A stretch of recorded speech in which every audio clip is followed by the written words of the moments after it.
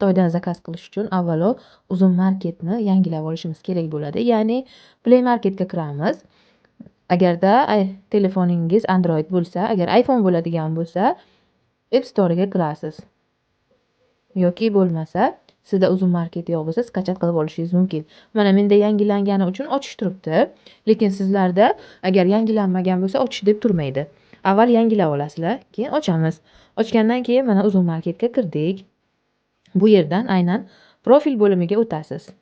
Profil bo'limida mana bu yerda xorijdan buyurtmalar degan joyi bor. Aynan mana shu joyni bossangiz, mana chet eldan siz bemalol mana xarid qilishingiz mumkin. Xuddi Uzum Marketni o'zidan qanday xarid qilish mumkin bo'lsa, bu yerdan ham shunday xarid qilishingiz mumkin bo'ladi.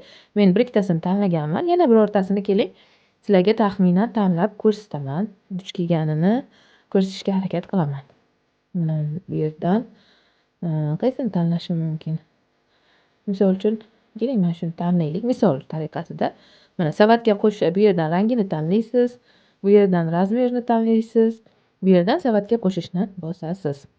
Endi bu yerdan chiqiladi va aynan savat bo'limiga o'tib, bu yerda siz qaysini tanlagan tovarlaringizdan qaysini olmoqchi bo'lsangiz, o'shani ustiga bosib belgilab olasiz. Belgilab olasiz o'shani. Misol uchun deylik, agar men mana shu tovarni olmoqchi bo'lsam, mana belgilab olganimdan keyin xohlasangiz 3-4 ta tovar belgilashingiz mumkin. Men sizlarga misol tariqasida ko'rsatyapman. To'lashgani bosasiz. Mana kirdi. O'tkazib berish nuqtasini, yetkazib berish nuqtasini tanlang deyapti. Bu yerdan siz o'zingizni hududingizni tanlaysiz. Qayerga sizga yetkazib berish kerak bo'lsa, o'sha joyni tanlaysiz.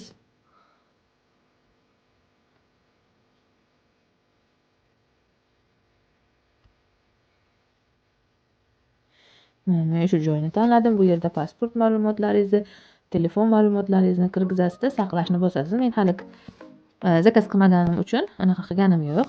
Ism, familiyani kirgizamiz.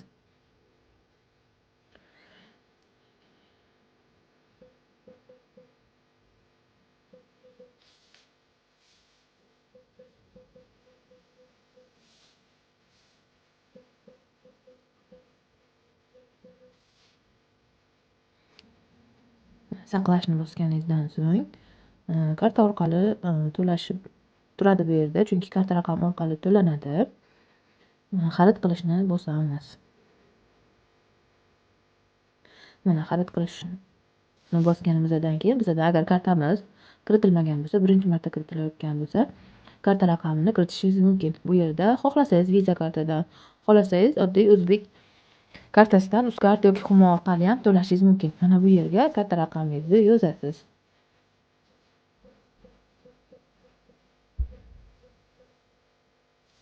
Kun, oy, yilini yozasiz.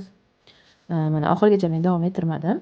Mana karta raqamini yozasiz, keyin kartani amal qilish muddatini yozasiz va mana bu pastdagi yonadi, to'lash tugmasi yonadi va to'lov qilasiz shu orqali. Kod keladi undan oldin to'lov qilishingiz uchun sizga kod keladi. Mana shu joyga kodni kiritasiz. Bo'ldi, men hozir sotib olmayotganim uchun kodni kiritmayman. Sizlarga o'rgatish uchun qildim, lekin aynan Uzum Market ilovasida aynan uzum topshirish punktlariga keladi va siz bemalol olishingiz mumkin. 17 kundan tovaringizni ularni yuborishiga qarab 17 kundan 21 kungacha muddatda keladi va siz Uzum Market orqali buni kuzatib turishingiz mumkin bo'ladi.